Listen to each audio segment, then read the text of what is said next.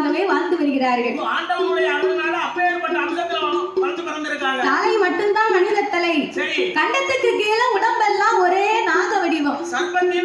அப்ப இந்த நாகராஜனும் நாகக்கண்ணியும் அவங்களுக்கு மனித தலை இருந்ததுனாலதான் பிள்ளை இல்லைன்னு அவங்களால புலம்ப முடிந்தது. இல்லைன்னு அவங்களால பேச முடியுமா?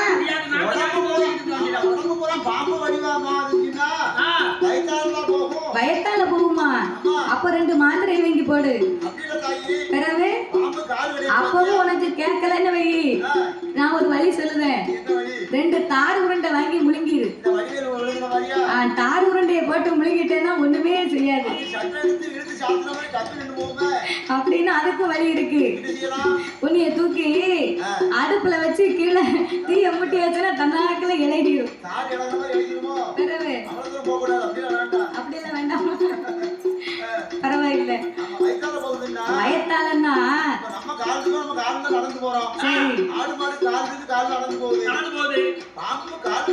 ஊர்ந்து ஊர்ந்து ஊர்ந்து ஊர்ந்து போகும்.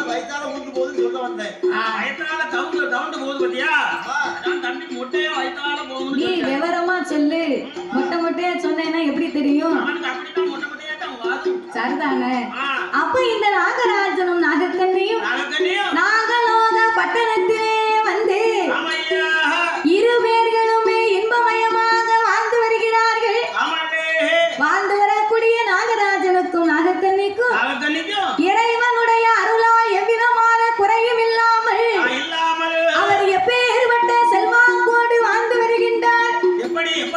சாமி மண்ணிற்கு மலை இருக்கு, மண்ணிற்கு மலை இருக்கு, மண்ணால பிள்ளை பொன்னிற்கு பொருள் பொன்னால குறையும் ஆணிற்கு மாறு அதற்கு வந்த வீடு ஏழரையும் எதிரே ஒரு சூழலையும் அங்கனம் சுத்தி தட்டு மாளிகை மண்டபமும் மடமையும் அங்கனமும் கல்கினார் அடுக்கடுக்க மேடைகள் ஒன்றாம் படித்தரமா ஓலைய பூச்சாவடியா 2ஆம் படித்தரமா இருந்தாலும் மேடைகள் 3ஆம் படித்தரம் முத்து கட்டும் ஜாவடி 4ஆம் படித்தரம் நடந்தாடும் மேடைகள் 5ஆம் படித்தரம் அலங்கார சாவடி 6ஆம் படித்தரம்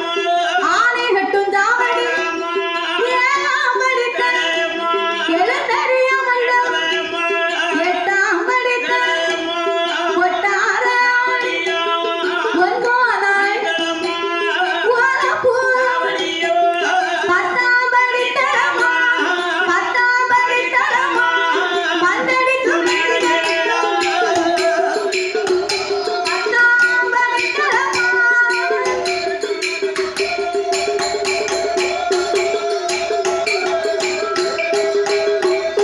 ஆணை கட்டும் ஜாவடி அசைந்திருக்க மண்டபம் குதிரை கட்டும் தாழ்வடம் கொட்டாரச் சாவடி 10 மாளிகை அவருக்கு பந்தடி மேடை பலிக்கு வர்ண சாவடி 7ஆம் படித்தளம்னா அந்த 7ஆம் படித்தளத்துல இருந்தா நமக்கு எந்திக்கவே மனசு வராதா? கல் மண்டபத்துல ஏசியில இருந்தத மாதிரி சிலு சிலு சிலுன்னு காத்து வரும். அதான் 7ஆம் படித்தளம் எழுந்தறியாத மண்டபம். அப்ப இப்பேற்பட்ட மண்மனை பொன் பொருளோடு மன்னவன் தேவி இரு பேர்களுமே மன மகிழ்ச்சியோடு வாழ்ந்து வருகிறார்கள். வாழ்ந்து வரக்கூடிய இந்த நாகராஜனுக்கும் நாகக்கண்ணிக்கும் இறைவனர்களால் எல்லா வளங்களுமே நிறைந்திருக்கு. செல்வம் செழிப்பு மண்ணும் மனை பொன்னும் பொருள் பால் பவுசு பாக்கியம் நஞ்சை புஞ்சை காடு கரை நிலம் மன என்னென்ன வேணுமோ அத்தனையும் இருக்கு. அத்தனையும் இருந்தாலும் ஒரு மனிதனுடைய வாழ்க்கையிலே செல்வம் 16 என்பார்கள். அந்த 16 செல்வத்திலேயுமே வாய் திறந்து பேசக்கூடிய செல்வம் ஒரே ஒரு செல்வம் தான். அதாவது பீரோவில் நிறைய நம்ம கட்டுக்கட்டா பணம் வைத்திருக்கிறோம். அந்த பணம் வந்து நம்மள அம்மா அப்பான்னு கூப்பிடுமா? கழுத்து நிறைய தங்க ஆபரணம் அணிந்திருக்கிறோம். அந்த தங்க ஆபரணம் நம்மளை அம்மா அப்பான்னு கூப்பிடுமா? ஏக்கர் கணக்குல மண்ணு மனை வாங்கி போட்டிருக்கோம். அந்த மண்ணு நிலம் வந்து நம்மளை அம்மா ஒருபோதும் கூப்பிடாது. ஆனால் வாய் திறந்து அம்மா அப்பா என்று அன்போடு அழைக்கணுமானா அதுதான் செல்வத்திலே சிறந்த செல்வம் பிள்ளை செல்வம் இருக்காங்க. அப்பேற்பட்ட குழந்தை செல்வம் இல்லாமல் நாகராஜனை அழைத்த நாகக்கண்ணி குழந்தை இல்லாத கவலை கொண்டு அவள் என்ன சொல்கிறாள் தெரியுமா? எங்க நவராஜமா எனக்கு மற்ற பிராணம் உங்க தேவி நாகக்கண்ணி முற்பது வயதா முடிந்தடிக்க பிள்ளை 40 வயதாச்சு நாடாள பிள்ளை 50 வயதாச்சு ஆணுமில்ல பெண்ணுமில்ல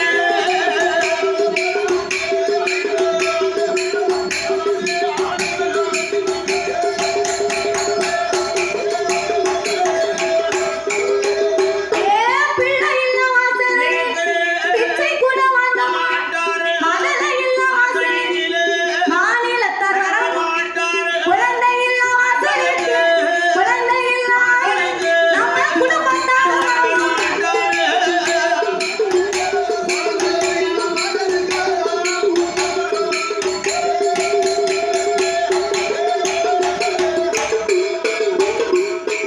மன்னாதி மன்னா மகுடமுடி ராஜா எனக்கு 30 வயதாச்சு முடிதடிக்க பிள்ளை இல்லை 40 வயதாச்சு எனக்கு நாடாள பிள்ளை இல்லை 50 வயதாச்சு ஒரு ஆணும் இல்லை பெண்ணும் இல்லை பிள்ளை இல்லா வாசலுக்கு பிச்சை கூட வாங்க மாட்டார்கள். பிள்ளை இல்லாத வீட்டுல அன்னம் வாங்கி சாப்பிட்டா அவனுக்கு அன்ன தோஷம் பிடிக்குமா?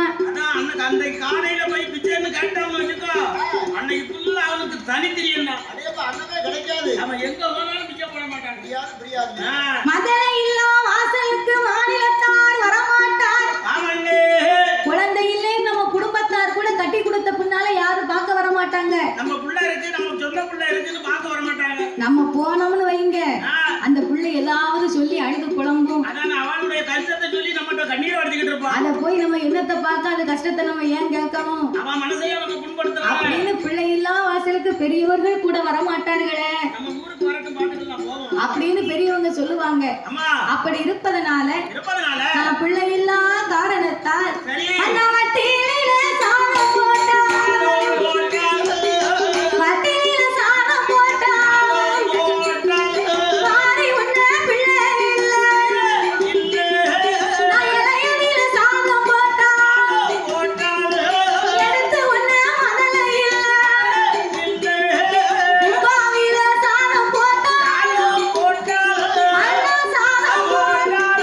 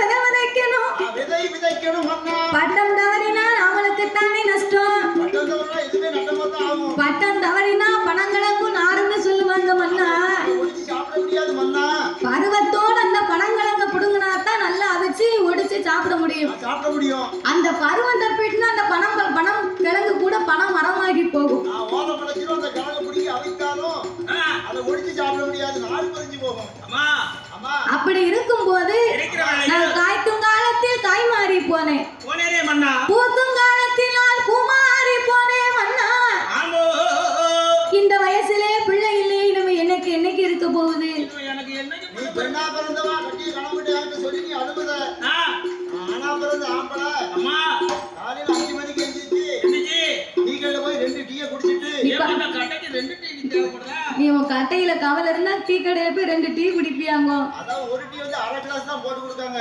இப்ப 100 மில்லி தானே. அவர் முறையா ஆத்தி கடைக்காரு குடுக்காரு. அப்படி அதனால அந்த அரை கிளாஸ் பத்த மாட்டேங்குது. ஓஹோ அவன் ஒண்ணுக்கு 2 டீயை குடிச்சிட்டு சரி அங்கனா பக்கத்துல நம்ம கூட டீ குடிச்சிருப்பாங்கல்ல. ஆமா பக்கத்துல அவங்க கிட்ட போய் நான் பிள்ளைன்னு சொல்ல முடியுமா? ஏன் சொன்னா என்ன பண்ணுவாங்க? அப்படி சொன்னா என்ன செய்வான்? காலி மூஞ்சில துப்பிடுவான். அதானே உடம்பு சின்ன தண்டியாடா இருக்கு. ஏதோ அறிவு கட்ட பேர உன் கட்டையில ஓரமா இருக்கா? அழகான பொண்டாட்டி கட்டி வச்சுக்கிட்டு பிள்ளைன்னு சொல்லிட்டு அழுகுதா ஆம்பளை பையன். ஊருக்குள்ள சொல்லாதடா வைக்கும் அப்படின்னு சத்தம் போடுவான். சந்தானே அதனால நீ பெண்ணா பிறந்தா சொல்லி அழுகுதா? ஆனா பிறந்த ஆம்பளை கவலையை மனசுல வச்சு நீத்திக்கிட்டு இருக்கேன். நம்ம கவலையை மனசுல வச்சு நீத்து ஒரு அரைப்படி சுண்ணாம்புல தேய்ச்சி வேட்டி போட்டு நீத்து. அதனால நானும் எனக்கு கவலை இருக்கதான் செய்யுது. சரி எனக்கு கவலை வந்தா நான் என்ன செய்வேன்? அதானே நான் எனக்கு கவலை வந்தா உன்கிட்ட தான் சொல்லணும். சொல்ல முடியும்.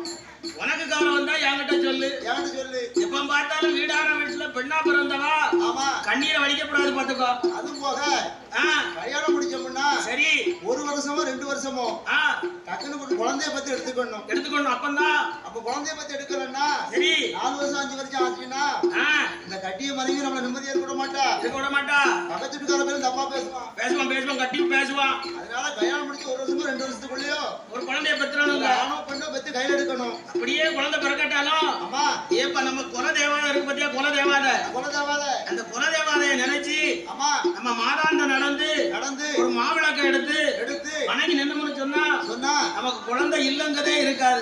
எப்படி கண்டிப்பா அவருடைய அருள் இருந்தா கண்டிப்பா குழந்தை கிடைக்கும் பாத்துக்கோ. ஆமா குழந்தை பெற்றெடுக்க சாதாரணப்பட்ட காரியமா தானே? நம்ம கட்டிய கணமா இருந்தாலும் திறமையா இருந்தாலும் சரி சத்தியமா அருள் இல்லன்னு சொன்னா அவர் குழந்தை பெற்றெடுக்க முடியுமா? முடியாது. குழந்தை இல்லன்னு சொல்லி இப்படி வருத்தப்படாதம்மா நாயகனி. சொல்லி அழுகுத ஆனா வந்து என்ன செய்ய முடியும்? குழந்தை மேல ஆசை வந்து அப்படியே வந்துன்னு வச்சுக்கோ. நீ என் முகத்தை பார்த்து ஆம்பளை பிள்ளைன்னு நினைச்சு வருத்தத்தை நீக்கிக்கோ. என்ன பார்த்து ஒரு மனசு தேத்திக்கோ. பொன் பிள்ளை மேல ஆசை வந்துன்னு சொன்னா உன் முகத்தை நான் பார்த்து என் மனசை திருப்தி படுத்திக்கிட்டு இனிமேல் குழந்தை இல்லன்னு சொல்லாதம்மா. அதனால எம்மா நாகக்கண்ணி அஞ்ச வேண்டாம் அலைய வேண்டாம் அருங்கவலை உனக்கு வேண்டாம். ஆண்டவன் அருளால் 60 கப்பாலும் பிள்ளை இருக்கும். இறைவன் அருளால் 70 கப்பாலும் பிள்ளை இருக்கும். அதனால என்னோடு நீ இருந்து கொண்டு இப்படி கண்ணீரை வடிக்காத நாகக்கண்ணி என்ற ஆட்சி தேர்ச்சி ஆறுதலை சொல்லும் போது அந்த நாகக்கண்ணியாகப்பட்டவள் இன்னும் மனக்கவலை தாங்க முடியாமல் அவள் என்ன சொல்கிறாள் தெரியுமா? எங்க எனக்கு ஒத்த பிராண நாதா நான் உங்க தேவி நாகக்கண்ணி என்ன பாவம் நாமல் செய்தோம்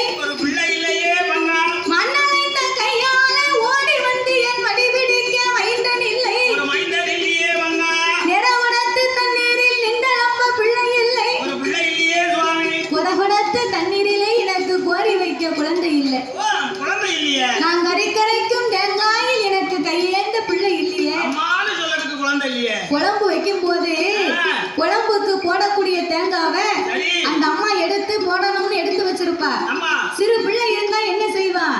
அதுல 2 எடுத்து சாப்பிடுவான். அதுல 2 எடுத்து சாப்பிடுவான். அம்மா எனக்குன்னு கேட்பான். சாப்பிடுற பிள்ளை சாப்பிடும். இந்த அம்மா 2 வாயில போட்டிருந்தான்னா உன் வாயில என்னது போட்டிருக்க? ஆமி காமி. பல்ல குத்திக்கிட்டு இருந்தா கூட என்னது சவைக்கன்னு கேட்கும் சின்ன பிள்ளை. அப்படின்னு வாய்க்குள்ள கைய விட்டு அந்த தேங்காய் வள்ளி தின்றும் சின்ன பிள்ளை. நான் கரைக்கும் தேங்காயில எனக்கு கைய எந்த பிள்ளை இல்ல. ஒரு பிள்ளை இல்லையே சுவாமி. மழை பெய்த முச்சத்தில மண்ணலைய பிள்ளை இல்லன்னா மழை பெஞ்ச நாளையில சின்ன பிள்ளை சேரு சவதிக்குள்ள போய் விளையாடும். ஒரு சிரட்டையை தூக்காத மண்ணை வச்சு கருப்பட்டி சுடுவான், தோசை ஊத்துவான், இட்லி சுடுவான். அப்படி எல்லாம் விளையாண்டு விட்டு மறுபடி வீட்டுக்கு வருவான் பாரு. வரும்போது தலை பூரா மண்ணா இருக்கும். எதுக்கு? பக்கத்து வீட்டு பிள்ளை சேர்ந்து விளையாடி இருப்பான். இவன் தலையில அவன் தோசை விட, அவன் தலையில இவன் தோசை ஊத்த, மண் அள்ளி தலையில போட்டு சின்ன பிள்ளைகளுக்கு இது ஒரு விளையாட்டு. ஆமா. அப்ப விளையாண்டு பிடிச்ச பிள்ளை அது மண்ணோடு சேர சகதியுமா வீட்டுக்கு வரும் பாரு. பெத்தமா மனசு கேட்காது. அந்த பிள்ளைய பாக்குறதுக்கு முன்னால வரைக்கும் உடுத்திருப்பான் சேலை. அந்த சேலை அழுக்காயிரும். முந்திய தூக்கிட்டு கீழே உட்காருவான். ஆமா, மேமுந்திய மட்டும் தூக்கிட்டு கீழே உட்காருவான். அந்த சேலை அழுக்காயிருமா பிள்ளைய பாக்குறது வரைக்கும். வெளியில போனானா கீழே உட்கார மாட்டா. சேர் இருந்தா தான் இருப்பேன் அப்படின்பா. அதை மீறி கீழே உட்கார்ந்தா சாக்கு விரிச்சா தான் கீழே இருப்பேன் அப்படின்பா. ஆனா அந்த பிள்ளைய பார்த்த உடனே அவ 10,000 ரூபாய்க்கு சேலை எடுத்து கட்டினாலும் சரிதான். என் பிள்ளை முகத்தை பாரு, என் தங்கம், என் நான் பெத்த தங்கமே, நீ மண்ணுக்குள்ள போய் விளையாடலாமா ஐயா அப்படின்னு முந்திய உருவி மேலெல்லாம் துடைப்பா. ஏன் தங்கப்பத்தாரு? அதான் தாய் மனதுன்னு சொல்லியிருக்காங்க. தாய் உள்ள அப்படி. அப்போ அவ சேலை அதுக்கு முன்னால வரைக்கும் பாதுகாத்தா. அப்ப பிள்ளைக்கு மேல அந்த சேலை பெருசு இல்லல்ல அப்படின்னு முந்திய உதவி பிள்ளை மேலெல்லாம் துடைப்பாளாம். அதைத்தான் இந்த நாகக்கண்ணி சொன்னா. மழை பெய்த உச்சத்துல பிள்ளை இல்ல, மண்ணளைந்த கையா என் மடிபிடிக்க மைந்தன் இல்லை அப்படின்னா. அப்போ இந்த நாகராஜனை அழைத்து இன்னும் என்ன வார்த்தை சொல்லுகிறார் தெரியுமா? சாமி மன்னாதி மன்னவர் மகுடமுடி ராகவாய் உங்க தேவி நாகக்கண்ணி என்ன பாவம் செய்திட்டு ஏது பிள்ளை நமக்கு ஆவை அடித்து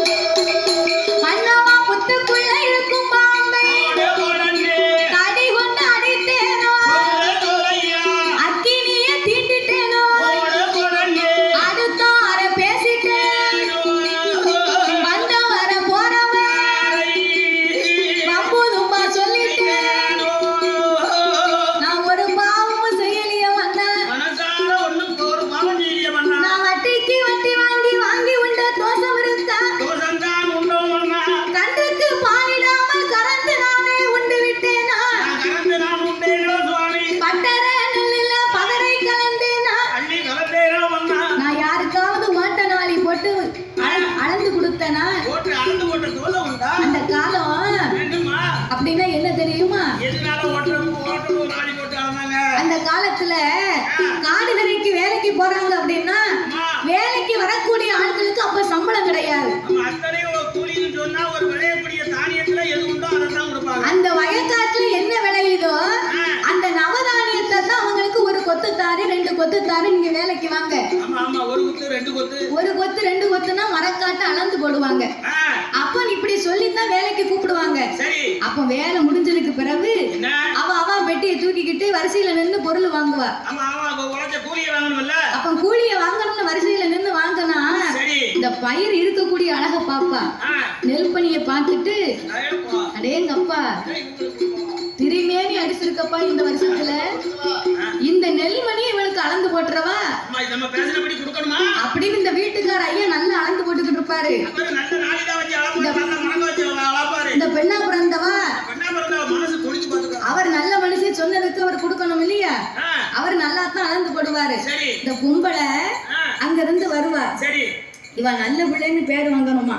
அதுக்கு ஏயா அவ இன்னும் வந்து வேலை பார்த்திருக்கா. விடியாத்தாலுமே நின்று கூனை குறுகி குறுக்க வளைச்சு பிள்ளையும் தூக்கிக்கிட்டு வந்திருக்காள. அவளுக்கு இந்த சின்ன மரக்காட்டை அளந்து போட்டா காணுவாயா? தூர ஏந்தி உனக்கு என்ன தெரியுது? நான் அளந்து போடுறேன் தெரியும். அந்த ஓட்ட நாளைய கொண்டு வந்து அள்ளி அள்ளி அள்ளி அள்ளி போடுறவ யாருக்கும் தெரியாது. ஆமா, அதான் நான் ஓட்ட நாளை மரக்கா போட்டு அளந்து போட்டனா இல்ல பட்டறையில நெல்ல தட்டி போடுற போது பதரை சேர்த்து கலந்து கொடுத்தனா? வட்டிக்கு வட்டி வாங்கி யார் வயிற்றுலயே அடிச்சனா? நான் ஒரு பாவம் செய்யலையே. அரைத்த அம்மியை அலசாம சாத்தி விட்டேனா? குத்தின உலக்கைய நான் உருக்க போட்டு தாண்டி விட்டேனா? உலக்கைய குறுக்க போட்டு தாண்டினாலும் பிள்ளை இருக்கு. அது ஒரு பாவம். அக்கினியை தீண்டக்கூடாது. அந்த கால விறகடுப்பு தானே சாப்பாடு பொங்குவாங்க. அப்போ விறகடுப்புல சாப்பாடு பொங்கும் போது பெரியவங்க ஒரு வேலை பார்த்துக்கிட்டு இருந்தா தீய தள்ளி வைன்னு சொல்லுவாங்க. அப்போ அந்த தீய கையால தள்ளி வைக்கணும். ஏன்னா சாப்பாடு வந்துகிட்டு இருக்கு. அது காலால தள்ளலாமா? தள்ளக்கூடாது, கையால தள்ளி வைக்கணும். கிடையாது. அதனால நான் அக்கினியை தீண்டினேனா இல்ல அடுத்தார பேசினேனா அப்படின்னு நாகக்கண்ணி கண்ணீரை வடிக்கா. நான் தான் மலடா போனேனே மன்னா, இந்த நாட்டில் வேறு மலடு இல்லையா? வீட்டை சுத்தி ஓடிவா வெள்ள போன மலடா, காடு எல்லாம் வேண்டுவா அருப்பாடு மலடா, குப்பையில வேண்டுவா குப்பை கோழி மலடா, வேலியில வேண்டுவா வெள்ளாடு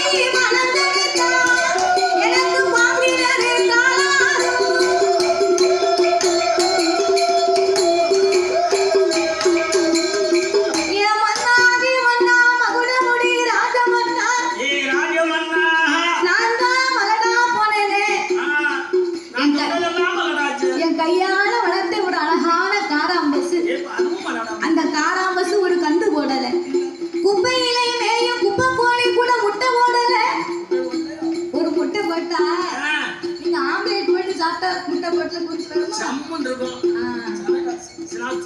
கோழி முட்டையை வச்சு ஆம்லேட் போட்டா சாப்பிட்டா நல்லா தான் இருக்கும். சைடுக்கு எப்படி இருக்குங்க? நல்லா இருக்கும். சரக்குக்கு சைடிஷ் நல்லா இருக்கும் முட்டை.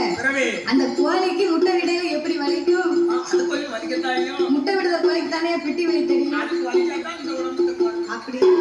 உனக்கு என்ன தெரியும்? காடெல்லாம் மேய்ந்து வர என் கருப்பாடு மலடா போச்சு. மலடா போச்சு மன்னா. வேலையிலே மேய்ந்து வர என் வெள்ளாடு மலடா போச்சு. வெள்ளாடு மலடு. கொட்டாரத்தில் மேய்ந்து வரும் குதிரை மலடாச்சு. மலடாச்சே மன்னா. மலையிலே மேய்ந்து வர என் மயிலம் பசு கூட மலடா போச்சு மன்னா. அந்த மாடு மனம் கிடைத்தா மந்தையிலே போய் நிற்கும். மந்தையிலே காணாரும். ஆடு மனம் கிடைத்தா வேலையிலே காலாரும். காலாருமே மன்னா.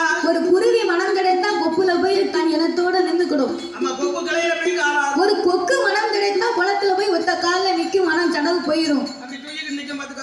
ஆனா நான் பிள்ளை இல்லாத பாதகத்தி பதில இல்லாத மாபாவி.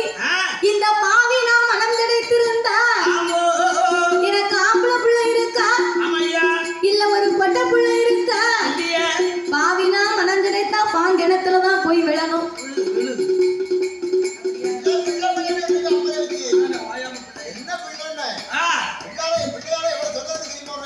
எதுக்கு எதுக்கு நான் பிள்ளை இல்லைன்னு வருத்தப்பட்டு இருக்கேன். பிள்ளையால தொல்லை இருக்குன்னு அப்படி என்ன தொல்லை இருக்கு? சரி உன் உடம்புக்கு தேவைதான். சரி போட்டு நல்லா ஆத்தி அழகா சுவையா குடிக்கலாம்.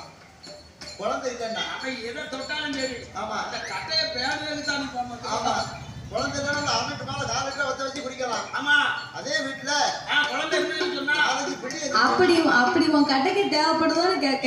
உடம்பு உடச்சுன்னா சும்மா சாதாரணப்பட்ட காரியமா?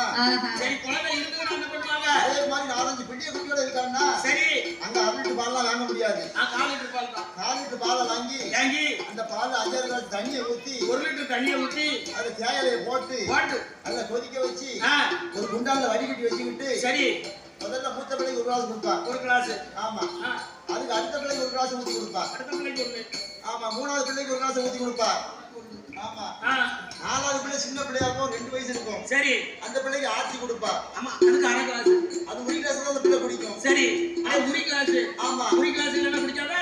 குடிக்காது. சரி அந்த பிள்ளைக்கு ஆத்தி 1 கிளாஸ்ல குடிச்சிட்டு இருப்பா. இந்த 5வது பிள்ளை கை பிள்ளை இருக்கு பாத்தீங்களா? 6 மாச பிள்ளை. சரி அந்த பிள்ளை காபி குடிச்சிட்டு ஆயி போயிரும். ஆயி போய்மா சாய். என்ன செய்ய முடியும்? ஒரு பிள்ளை 1க்கு வருதும்பா. ஒரு பிள்ளை 2க்கு வருதும்பா. ஒரு பிள்ளை ஒண்ணுமே சொல்ல மாட்டான். அவன் வேலையை அவன் பாட்டுக்கு பாப்பான். ஒரு பிள்ளை எல்லாத்துக்கும் கொடுத்து முடிச்சதுக்கு பிறகு அந்த அம்மாவுக்கு ஒரு 1/4 கிளாஸ் கிடைக்கும். அதையாவது நிம்மதியா குடிக்கலாம்னு வாயில தான் வைப்பா. கடைசியில இருக்கான் பாரு கடைக்குட்டி பிள்ளை. அவன் பின்னால வந்து கழுத்தை கட்டி கிடந்து தொங்குவான். எப்ப உள்ள ஒரு காப்பி குடிக்க விடுதா அப்படின்னு கையை பிடிச்சு இழுத்து கீழே நச்சுன்னு வைப்பா. அப்பன் தொல்லையில நிக்கவா ஓர் தொல்லையில நிக்கவா அப்படின்னு பிள்ளைய ஏசுவா பேசுவா. ஆனா பிள்ளை இல்ல பெச்சு எடுத்து அன்னைக்கு தொல்லைன்னு இருக்கான். தாத்தா நீ தொல்லைன்னு தான் சொல்லுத. அந்த பிள்ளைய வளர்க்கறது வரைக்கும் தான் உனக்கு பாடு. அந்த பிள்ளைய வளர்த்து ஒரு வேலைக்கு அனுப்பி 10 ரூபாயை கொண்டு வந்து குடுக்கையில உனக்கு எப்படி இருக்கு? அப்ப நல்லா மனசு குளிரும். என்ன பாடுபட்டா புள்ள கொண்டாந்து 5 லட்சம் ரூபாயை கொடுத்தவன எவ்வளவு கம்பேர் பண்ண கேட்போம். 1000 தான் இருந்தாலும் வீடோட வீட்டுக்கு புள்ள பத்தி எடுத்தாதான் அந்த வீட்டுக்கு நிம்மதி. அந்த குடும்பம் இருக்க முடியும். குடும்பமா இருக்கும். இப்படி எனக்கு வீட்டு கணக்கறான்னு இருக்கும். அவன் எனக்கு 10 வருஷமா குழந்தை இல்லாம இருந்துச்சு. உனக்கு உன் வீட்டுக்காரியா? என்ன ஜாதிடா? அதானே கேக்கேன். 35 வருஷம் முன்னாடி என் வீட்டுக்காரி பாத்துக்கிட்டே இருந்தா. சரி 1 வருஷம் பார்த்தா 2 வருஷம் பார்த்தா சரி 10 வருஷம் பார்த்தா அப்பதான் முடிவு பண்ணாவா. என்ன முடிவு பண்ணா? இனிமே இவன் இதுக்கு சரிப்பட்டு வர மாட்டான். இதுக்கு சரிப்பட்டு வர மாட்டான் இவன் அப்படின்னு முடிவு பண்ணா. என்ன முடிவு? அவசரம் பண்ணாங்க. சரி 10 வருஷம் ஆயிட்டு பாத்தீங்களா? ஆயிடுது. பாத்துக்கிட்டே இருந்தா உடனே தம்பியை போட்டு ஓடியே போயிட்டா. சண்டால பாவி நீ நாட்டுக்குள்ள இருக்கணுமா? எதுக்கு நீ வெக்கம் இல்லாம சொல்லுத பாரு வெளியே. அவன் தலைக்கு தான் கட்டிருக்கேன். அவருக்கு வெக்கம் இருக்கா? ரோசம் தான் அவன் ஆடிட்டு ஜாவது. அதே உனக்கு ரோசம் தான் நீ நில்லு. அவனுக்கு வெக்கம் இல்லையா? அம்மா கணவனுக்கு ரோசம் கிடையாது. அவன் தம்பிக்கு அண்ணன் தம்பிக்கு தான் ரோசம். நீ தானே வெக்கம் இல்லையான்னு கேட்க. ரோசம் போட்டா நாட்டுல முடியுமா? சரி அப்புறம் என்ன பண்ண? என் தம்பியை கூட்டு போனாளா? சரி. மறு வருஷம் என்ன? 2 பிள்ளை பிறந்துச்சு. அவளுக்கு அம்மா அவள் தம்பிக்கு அவளுக்கும். யோகம் தானே. அப்ப நீ என்ன பண்ண? நான் உடனே பார்த்தேன். என்ன பண்ண? சும்மா இருக்க கூடாது. என் தம்பிக்கு 2 பிள்ளை பிறந்திருக்கு. நம்ம சும்மா இருக்க கூடாது. அம்மா அப்படின்னு உடனே ஜவுளி கடைக்கு போய் சரி 2 டவுசர் சட்டை எடுத்தேன். உடனே கொண்டு என்ன அந்த 2 பிள்ளை கொண்டு கொடுத்தேன். நீ கட்டிக்காரன் இல்ல? ஒரு முழம் கயிறு கிடைக்கல உனக்கு நிக்க. எதுக்கு? வெக்கம் இல்லாம சொல்லிக்கிட்டு நம்ம இருக்க. சாதிக்க முடியாத காரியத்தை நம்ம தம்பி சாதனை பண்ணிட்டானா? சரிதானே. அப்ப குறை எங்க இருக்குன்னு சொல்ல முடியாது. நம்ம உள்ள வந்து இவனுக்கு நல்ல உள்ள மாட்டுவோம். நம்மளுக்கு தான் முடியாட்டாலும் தம்பிக்கே முடியுது. பரவே நம்ம சாதிக்காத தம்பி சாதிச்சானா? அப்ப குறை எங்க இருக்கு யாரு வேண்டா? அதாவது ஆண் மலடா பெண் மலடா? மலடென்று சொல்லுவதே முதலாவது தவறான வார்த்தை. எதுக்கு தவறு? மலடு என்பது எதற்கு அர்த்தம் தெரியுமா? எதற்கு? பெண்ணா பிறந்தவா பூத்து நிறைந்து புஷ்பவதி ஆகாம இருந்தா தான் அவளை மலடுன்னு சொல்லுவாங்க. பூக்காதவா மலடுன்னு சொல்வாங்க. பூக்காத பெண்களை தான் மலடு என்பார்களே தவிர பூத்த பெண்களுக்கு பிள்ளை இல்லாதவங்களை மலடுன்னு சொல்லக்கூடாது. மலடு கிடையாது. கிடையாது. இந்த உண்மை தெரியாம நம்ம என்னவெல்லாம் பேசிக்கிட்டு இருக்கோம். ஐயப்பா இரும்பலடா நாக்கு என்னெல்லாம் பேசுறோம். விவரம் இல்லாம நம்மள தூரம் பேசிக்கிட்டு இருக்கோம். ஆமா. அப்போ இது அதே போலத்தான் நாகக்கண்ணி நாகராஜனை அழைத்து கண்ணீரை வடித்து கவலை கொண்டு சொல்லும் போது அந்த நாகராஜ மன்னனாகப்பட்டவர் ஆட்சி தேச்சி ஆறுதலை சொல்லுகின்றார். கவலைப்படாதே அம்மா கவலைப்படாதே, கவலைப்படாதே அம்மா கவலைப்படாதே, உன் கணவன் நானும் சொல்லுகிறேன் கவலைப்படாதே, உன் கணவன் நானும் சொல்லுகிறேன் கவலைப்படாதே.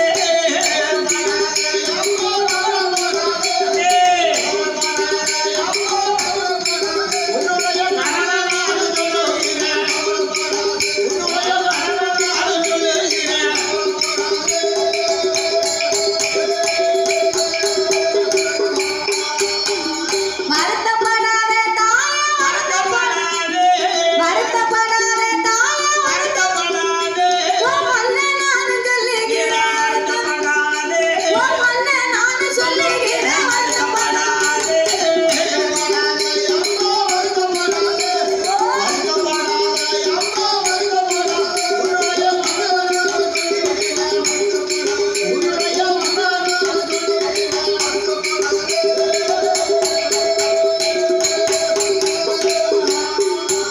அம்மா நீ என்ற வேண்டாம் மலைய வேண்டாம், அருகவல உடைக்கு வேண்டாம், ஆச்சுவானம் தேர்த்து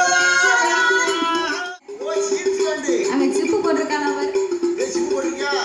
மட்டும் நல்லா கூட்டிருக்காங்க. பயப்பட வரல. அவன் பயப்பட மாட்டான். நம்மள என்ன செய்ய முடியும் பாருங்க. அவன் கையில மண்ணள்ளி போட்டுருவான். அப்படியே சாப்பிடுறீங்க. காப்பு கட்டியிருக்கான்.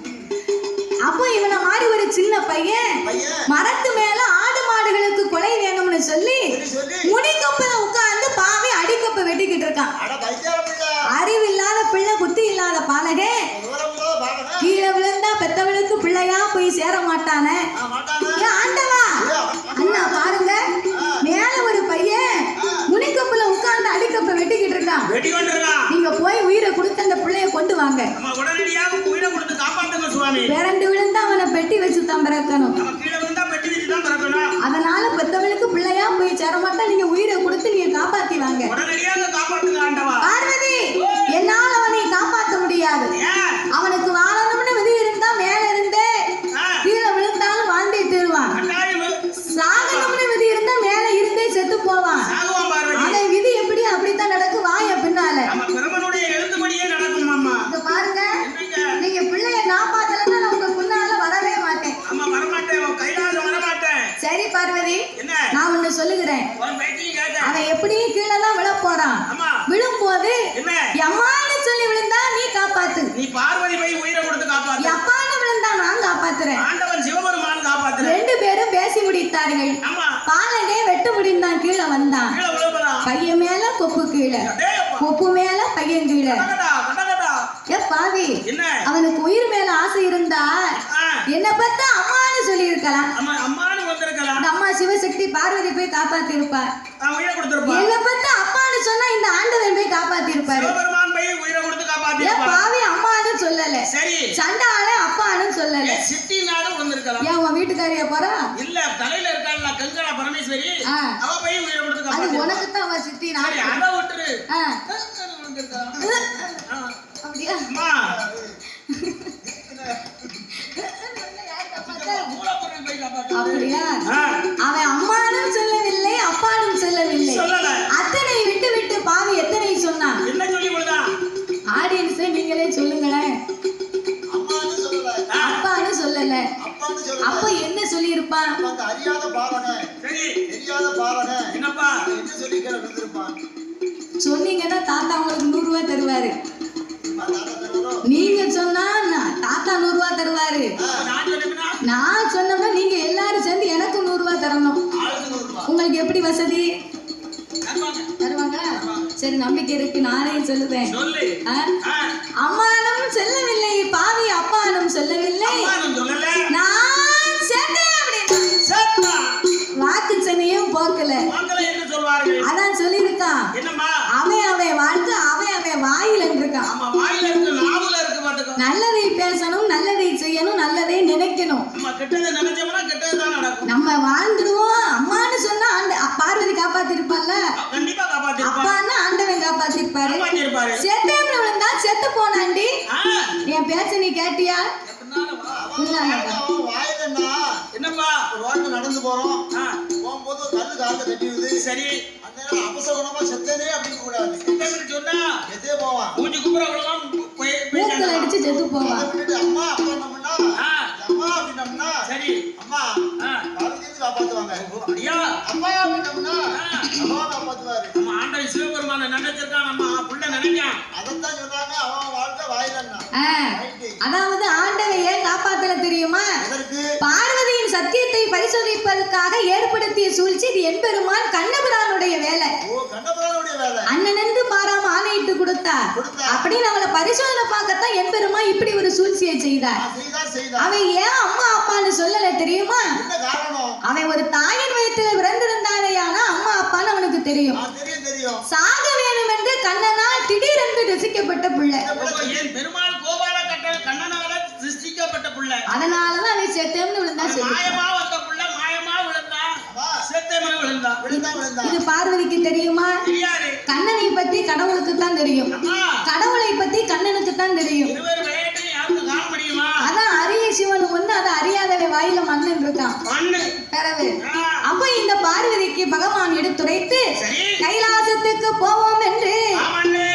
நாகலோக பட்டணம் வழியாகவே வந்து கொண்டிருக்க நான் இருக்கிற போது பார்வதி ஏற்கனவே ஆங்காரத்தோடு வந்து கொண்டிருந்தார் பாவத்துல வார நாகராஜன் நாகக்கண்ணியின் தவங்களை கண்டு இவர்கள் தவத்தை கண்டு இவங்க 2 பேரும் ஏன் தவம் இருக்கிறாங்க என்ன ஆச்சு எதற்காக தவம் இருக்கிறாங்க ஆண்டவா? என் வார்த்தையை மீறி பேச மாட்டோம்னு சத்தியம் பண்ணியே மறந்து விட்டாயா அம்மா, படி அளக்கிறது வரைக்கும் பேச மாட்டேன்னு சொன்னேன். படி இழந்து முடித்து விட்டோமே அதனால நான் பதில் கேட்டுக்கிட்டு இருக்கேன் அம்மா, பதில் சொல்லுங்க சொல்லுங்க சொல்லுங்க ஆண்டவா. பார்வதி சுவாமி, 2 பேருக்கும் 6 வருடமா பிள்ளை இல்லை இருந்து தவம் இருக்கிறாங்க என்னை நினைச்சு தவம் இருக்கிறாங்க. உனக்கு என்ன வந்திருக்கு என் பின்ன அல்லவா ஆ, என்ற ஆண்டவன் சொன்ன போது சொன்ன வேளையில் அப்ப ஆதிசக்தி பார்வதி சொன்னா என்னம்மா சொல்றார்? பிள்ளை இல்லா 2 பேருக்கும் பிள்ளை கொடுக்க வேண்டும் நான் வேண்டும் அம்மா. மதலை இல்லா 2 பேருக்கும் மதலை கொடுக்க வேண்டும் என்று சொல்ல ஆமையோ, அப்ப இவங்க பாவ புண்ணிய கணக்க பார்த்தா தான் இருக்கா இல்லையான்னு சொல்ல முடியும் முன் செம்மத்து கணக்க பார்ப்போம். சித்திரபுத்திரன் ஐனாரை வரவழைத்தார் சீராக கணக்கை பார்த்தார்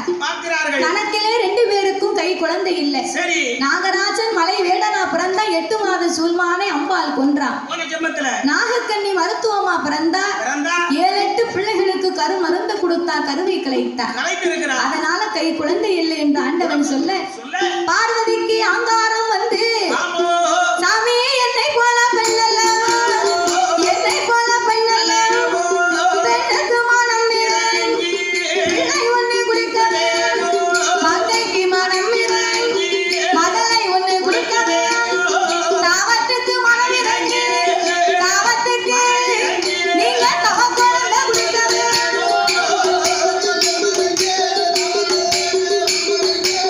தவம் குழந்தை ஒதுக்க வேண்டும்.